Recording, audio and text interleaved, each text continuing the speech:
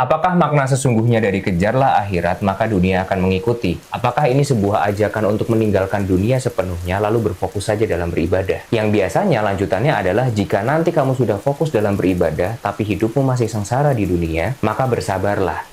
Assalamualaikum warahmatullahi wabarakatuh. Semoga keselamatan serta rahmat Allah senantiasa meliputi kita semua, dan semoga keberkahan senantiasa Allah berikan kepada kita atas apapun yang Allah titipkan kepada kita, baik itu keberkahan atas umur kita, keberkahan atas kesehatan kita, maupun keberkahan atas harta-harta kita, sehingga keberkahan itu mendorong kita untuk semakin semangat meningkatkan ketakwaan kita kepada Allah Subhanahu wa Ta'ala.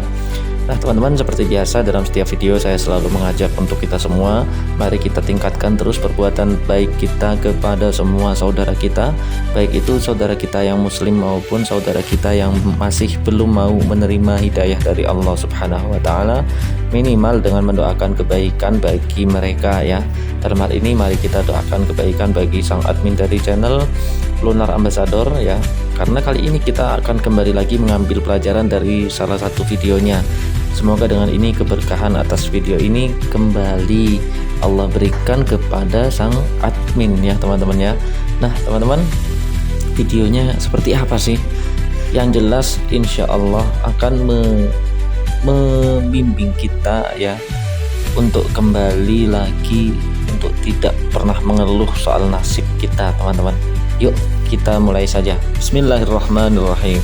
Apakah makna sesungguhnya dari kejarlah akhirat, maka dunia akan mengikuti? Apakah ini sebuah ajakan untuk meninggalkan dunia sepenuhnya, lalu berfokus saja dalam beribadah? Yang biasanya lanjutannya adalah, jika nanti kamu sudah fokus dalam beribadah, tapi hidupmu masih sengsara di dunia, maka bersabarlah. Percayalah nanti kamu akan masuk surga di akhirat. Sekarang kita coba gali makna hakikinya. Akhirat tidak hanya berarti yang terakhir, tapi juga sebuah akhir yang tersirat, yang tersembunyi di balik yang saat ini nampak. Maka akhirat tidak hanya berbicara mengenai realitas pasca kematian tubuh fisik, tapi juga orientasi kesadaran yang tidak terikat, yang tidak melekat pada kefanaan tubuh fisik. Inilah landasan utamanya. Dalam Quran Surah 29 ayat 64 disebutkan bahwasanya kehidupan dunia tidak lain adalah senda gurau dan juga permainan. Sesungguhnya negeri akhirat itulah kehidupan yang sesungguhnya. Apakah makna dari kehidupan dunia adalah senda gurau dan juga permainan? Saya berikan ilustrasi sederhananya. Sekarang bayangkan kita sedang memainkan sebuah game yang sangat kita sukai. Pada saat kita memainkan gamenya, kita pasti akan otomatis sangat serius kan? Dan kita juga otomatis akan menguras emosi dan juga energi kita untuk memainkan game tersebut. Namun ketika gamenya berakhir, kita matikan device-nya, kita otomatis akan kembali ke kehidupan nyata kita. Tidak ada satupun dari game tersebut yang kita bawa ke kehidupan nyata kita. Sementara tadi kita sudah sangat serius dalam memainkannya. Nah inilah yang kita sebut dengan ilusi makna. Dunia menjadi permainan ketika kesadaran melekat pada tubuh, melekat pada peran, melekat pada identitas sementara. Sementara akhirat adalah kehidupan yang sungguh-sungguh hidup. Apa maknanya? Maknanya adalah hidup yang utuh dan tidak terikat oleh waktu. Hidup yang tidak terputus dan hidup yang tidak bersandar pada sesuatu yang fana. Kalau kita kembali pada ilustrasi game tadi, akhirat adalah kehidupan diri kita yang sesungguhnya, bukan kehidupan karakter pada game yang kita mainkan. Karakter pada game yang kita mainkan hanyalah alat untuk kita memainkan peran kita pada game tersebut. Jadi mau seberapapun bagusnya karakter yang didesain pada game yang kita mainkan, kualitas permainannya tergantung pada siapa yang memainkannya. Nah sekarang pertanyaannya, apakah kehidupan kita yang sesungguhnya baru akan dimulai ketika tubuh kita ini berhenti, ketika gamenya sudah berakhir? Tentu tidak kan? Kehidupan kita yang sesungguhnya akan tetap berjalan meskipun permainannya belum berakhir. Nah inilah makna kehidupan akhirat yang sesungguhnya. Bukan hanya hidup setelah tubuh fisik ini mengalami kematian, tapi juga kesadaran hidup yang lebih tinggi, yang tidak terikat oleh kefanaan dunia. Maka dari itu, makna sesungguhnya dari kejarlah akhirat maka dunia akan mengikutimu adalah susun orientasi hidupmu pada makna terdalam dan juga keterhubungan dengan Tuhan. Dengan itu, maka urusan dunia akan menemukan jalannya tanpa kamu diperbudak di dalamnya. Apa sih sebenarnya sholat itu? Mengapa begitu diwajibkan sampai-sampai menjadi amalan pertama yang dihisab setelah kiamat? Dan di mana letak kesadaran sholat kita hari ini berada? Prinsip dasar pemahamannya dimulai dari sini. Allah tidak pernah membutuhkan ibadah manusia, tapi manusialah yang membutuhkan keterhubungan dengan Allah. Kenapa? Inilah pertanyaan yang berkaitan dengan asal-usul. Karena siapa sih kita sebenarnya? Kita ini bukan manusia, ini tuh hanyalah casing, hanyalah avatar dalam sebuah permainan yang dinamakan dunia. Dan Allah tahu bahwa kita tuh akan terjebak dalam avatar ini. Itulah kenapa turun surah Ali Imran ayat 14 yang menjelaskan secara gamblang bagaimana dunia ini bekerja. Dan itu juga yang menjelaskan mengapa kita lupa pada asal-usul kita. Kata kuncinya ini nih, ilusi. Pada akhirnya, ketika seseorang sudah terjebak dalam avatarnya, dia akan mengalami 3 hal ini. Yang pertama adalah mengira bahwasanya dirinya adalah peran, bukan kesadaran. Aku adalah pekerjaanku, aku adalah statusku, aku adalah pencapaianku, terjebak pada identitas fisik. Yang kedua, dia akan menggantungkan rasa aman pada hal-hal yang bersifat fana. Uang dan materi menjadi sumber ketenangannya, pasangan menjadi penopang jiwa, dan rencana menjadi sandaran hidup. Lalu yang ketiga, yang paling berbahaya adalah terjebak pada ilusi kontrol. Dia merasa bahwa dirinya harus mengontrol segalanya. Bahkan ada yang paling parah, dia itu tidak hanya ingin mengontrol hidupnya sendiri, tapi juga ingin mengontrol hidup orang lain, hidup pasangannya, hidup anaknya, dan seterusnya. Nah, disinilah kemudian sholat menemukan perannya. Bukan sekedar ritual sesembahan, tapi momen kita melepaskan diri kita dari avatar ini, menghubungkan dengan sang sumber, dan mengingat kembali siapa kita sebenarnya. Ingat nggak perjanjian kita dengan Allah semasa di alam ruh? Apa pertanyaan Allah? Alastu birobbikum. Bukankah aku ini Robmu? Apa itu Rob? Rob itu bukan sesembahan, tapi sumber yang merawat, menumbuhkan, mencukupkan, menyembuhkan, dan mengarahkan. Sejak awal, hubungan kita dengan Tuhan bukanlah hubungan makhluk dengan sesembahan, tapi hubungan ciptaan dengan Sang Pencipta. Dan setiap kali kita sholat, setiap kali kita terhubung, kita mengingat kembali perjanjian awal ini. Setidaknya ada 5 kesadaran dalam sholat. Yang pertama adalah kesadaran jasad. Di sini sholat baru sebatas gerakan. Tubuh hadir, bacaan terlafal, rukun terpenuhi. Naik ke kesadaran akal, sholat mulai berlaku sebagai orientasi kesadaran. Di mana di sini akal berfungsi untuk mengarahkan kembali orientasi kesadaran dari dunia menuju ke Rob. Naik lagi ke kesadaran hati, ini adalah titik kusyuknya. Sholat tidak lagi bermakna kewajiban, tapi kehadiran hati pada ruang pertemuan dengan Allah. Dan puncaknya adalah kesadaran ruh. Sholat tidak lagi dilakukan, tapi terjadi. Karena yang sholat bukan lagi tubuh dan juga pikiran, tapi ruh yang menghadap ke Rob. Hingga akhirnya, ketika sudah mencapai kesadaran ini, disitulah sholat akan menjadi kesadaran hidup. Sholat tidak berhenti di sajadah, tapi berjalan bersama hidup, mengarahkan hidup, membimbing hidup, menuntun hidup. Dan titik sholat sebagai kesadaran hidup inilah yang menjadi wujud nyata dari kita menjaga perjanjian awal kita dengan Allah yang nanti akan kita pertanggungjawabkan setelah kita mengalami kiamat. Jadi kemarin ada yang bertanya ke saya tentang apa itu magnet rezeki. Benarkah setiap jiwa yang terlahir ke dunia ini membawa magnet rezekinya masing-masing? Dan jika iya, bagaimana cara kita mengetahui jika sesuatu adalah magnet rezeki kita? Dalam Quran sendiri tidak ada ayat yang secara eksplisit menyebutkan tentang magnet rezeki. Tapi kita di sini diberikan petunjuk yang jelas melalui Quran surah 11 ayat 6 dan juga Quran surah 29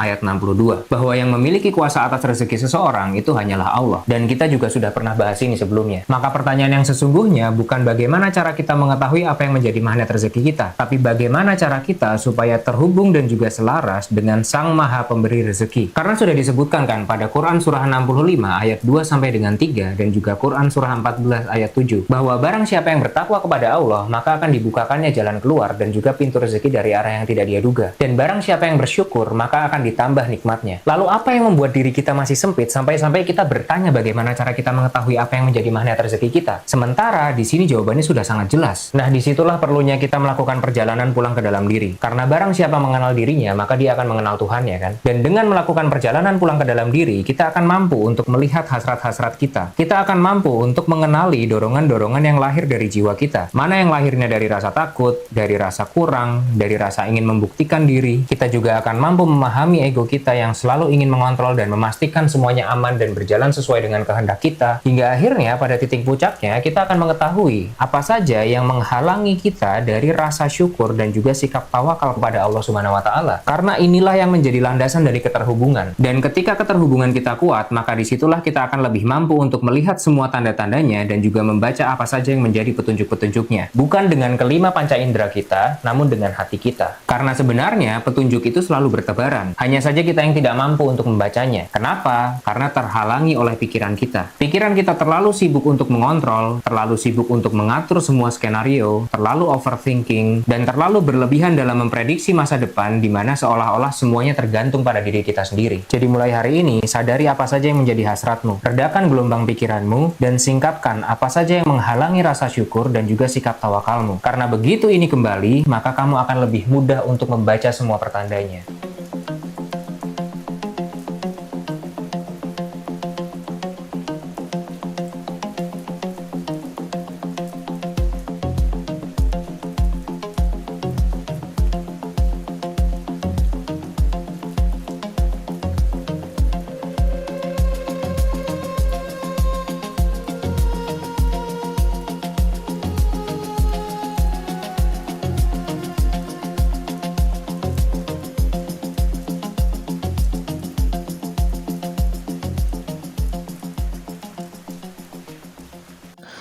Ya teman-teman, luar biasa teman-teman. Saya sempat terdiam beberapa saat ketika pertama kali menonton video ini dan langsung berpikir, sebenarnya kenapa Allah menuntun saya untuk mengklik video ini teman-teman? Apakah mungkin Allah ingin mengingatkan saya bahwasanya perilaku saya sudah terlalu jauh dan ingin membimbing saya melalui perubahan sikap ketika kita melaksanakan sholat, ketika kita melaksanakan amalan-amalan lain. Ya, perubahan di sini adalah perubahan cara pandang saya nantinya atau orientasi saya, ya kan? Jadi ketika sedang sholat kita harus lebih khusyuk, lebih bisa merasakan apa-apa saja yang sebenarnya sedang kita lakukan. Tidak bisa berbicara panjang lebar saya teman-teman mengenai video ini. Jujur saya langsung terdiam dan saya langsung berucap syukur di situ. Dan semoga hal ini juga bisa teman-teman rasakan ya, bahwasanya kita sering lupa bahwa Allah itu maha indah, maha adil, maha mengetahui ya. Jadi ya silahkanlah teman-teman, mari kita sikapi bersama video ini dengan bijak teman-teman, luar biasa. Dan yang utama, jangan lupa segeralah istighfar ya, karena ini jelas momen dari Allah untuk mengingatkan kita. Mungkin kita terlalu jauh selama ini melencengnya, mungkin tidak sadar kita telah banyak mengeluh, padahal sebenarnya tidak layak kita mengeluh pada keadaan ya teman-teman ya. Demikianlah teman-teman, semoga video ini bisa memberikan perubahan pada diri kita menjadi diri yang lebih baik ya. Assalamualaikum warahmatullahi wabarakatuh.